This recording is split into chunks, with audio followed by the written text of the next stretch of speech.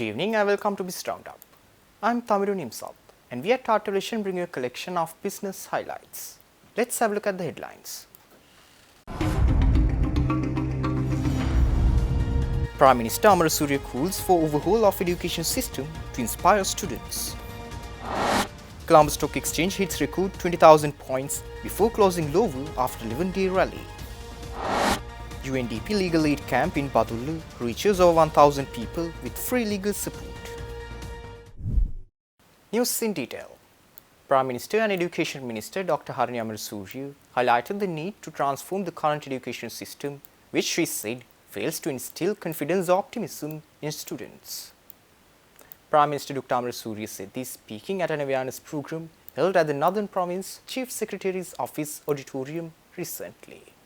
She emphasized that reforms aim to create a child-friendly learning environment that nurtures not only academically qualified individuals but also well-rounded professionals with practical skills such as doctors, engineers, entrepreneurs and artists. Addressing regional disparities, the Prime Minister stressed that every district and province must receive fair allocation of resources including digital tools, proper classrooms, sanitation, water, sports grounds, laboratories, innovation hubs and aesthetic units.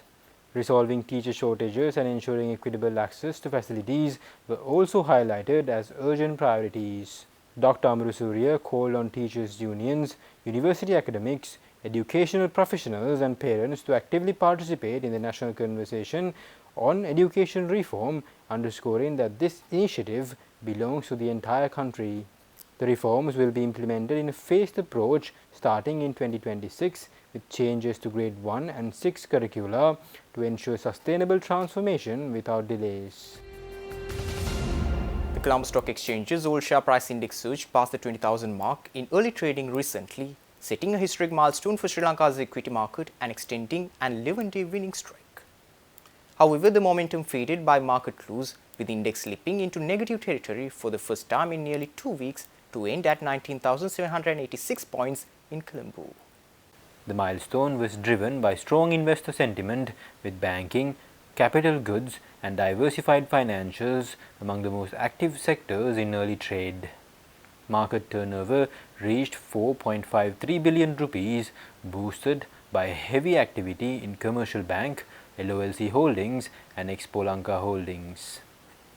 The rally came to an abrupt halt in the second half of trading as profit-taking hit heavyweight countries including John Keel's Holdings, Melsta Corp and National Development Bank, erasing earlier gains.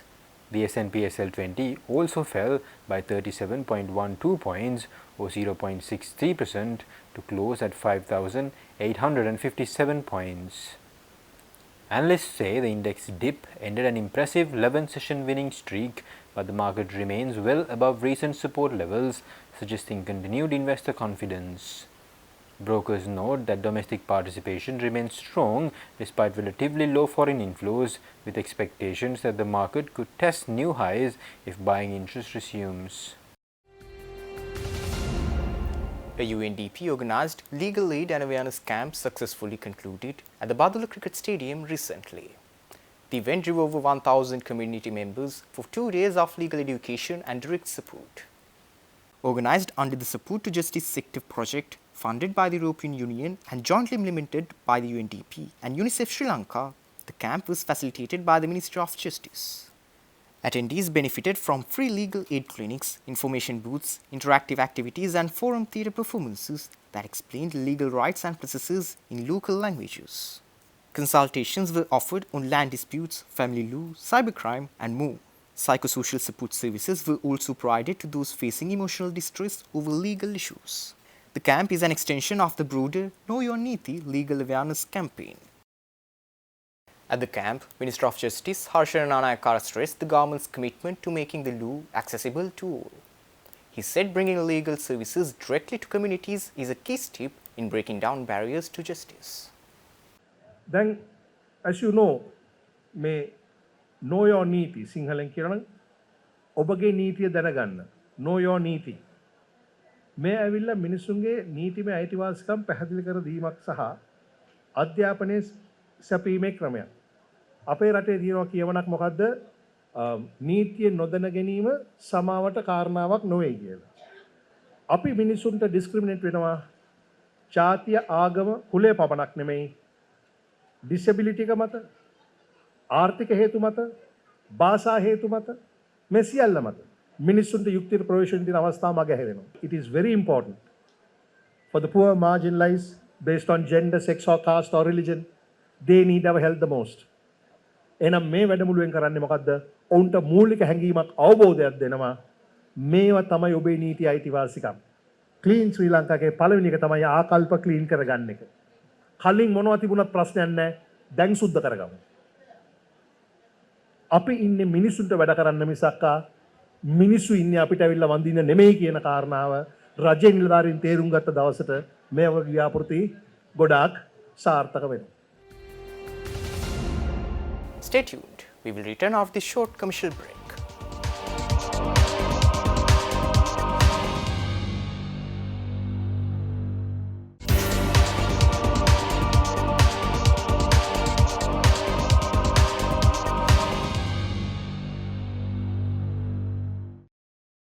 Welcome back after the break. Over 200,000 tourists arrived in Sri Lanka in July, reflecting a 7% year-on-year increase according to official data released by the Sri Lanka Tourism Development Authority recently. The surge was driven by strong momentum in the final week of the month, following Sri Lanka's top ranking as the #1 island on Big 7 Travel's 50 best islands in the world for 2025. However, the country missed its monthly target of 277,195 arrivals, falling short by nearly 77,000 visitors. The figure also trails the July 2018 benchmark by over 17,500 tourists. Throughout the month, arrivals steadily increased from 42,233 visitors in the first week to over 67,000 in the final week, averaging 6,459 daily arrivals, higher than last year's figures.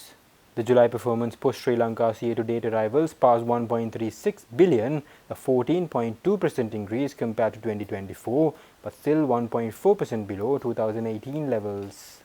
India remains Sri Lanka's largest source market, contributing 37,128 visitors in July alone, followed by the UK, Netherlands, China and France.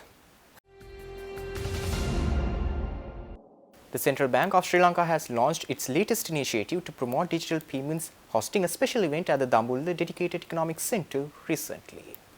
This event is part of CBSL's broader campaign to foster financial inclusion through digital transactions, according to a press statement released recently. Under the theme Shaping the Future Through Digital Payments, the campaign aims to educate and empower Sri Lankans on the benefits of digital transactions as a safer, faster and more convenient alternative to cash. Visitors to the event can get hands-on assistance with opening bank accounts, registering for mobile payment apps, learning about digital payment services and resolving transaction-related issues. In addition, micro, small and medium-sized enterprises will offer exclusive discounts for purchases made via digital payment methods. An important feature of the event was the Credit Information Bureau of Sri Lanka booth, where individuals and business entities can obtain free credit reports on demand and get insights into financial services offered by CRIB. The Ceylon Chamber of Commerce welcomed the recent reduction of US tariffs on Sri Lankan exports. The chamber urged authorities to pursue a long-term trade arrangement that ensures stable and competitive market access for local exporters in a press statement released to the media recently. The chamber acknowledged the proactive involvement of officials, particularly in their engagement with the US government and the Office of the United States Trade Representative in achieving this progress. Highlighting the need for further collaboration, the chamber called for a focus on removing non-tariff barriers, fostering a conducive environment for bilateral trade and investment, and diversifying Sri Lanka's export portfolio. The chamber also stressed the importance of strategic trade agreements and vowed to continue working with the government by providing industry insights and representing private sector priorities in future negotiations. Stay tuned. We will return after this short commercial break.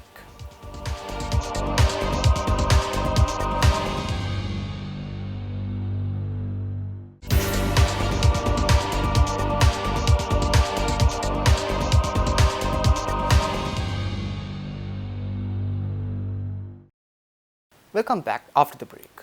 The Colombo Stock Exchange officially launched the Central Counterparty Framework for Equity Transactions in order to enhance the safety, efficiency and global competitiveness of Sri Lanka's capital market. A special market opening ceremony was held at the trading floor of the Colombo Stock Exchange recently. Under the new system, CSC Clear Private Limited, a fully owned subsidiary of CSC, will act as a central counterparty for all equity trades, ensuring final settlement and minimizing counterparty risks. Chairman of CSC Clear, Arjuna Herath, explained that the CCP will now guarantee the delivery of securities and funds to both buyers and sellers, even in cases of individual defaults.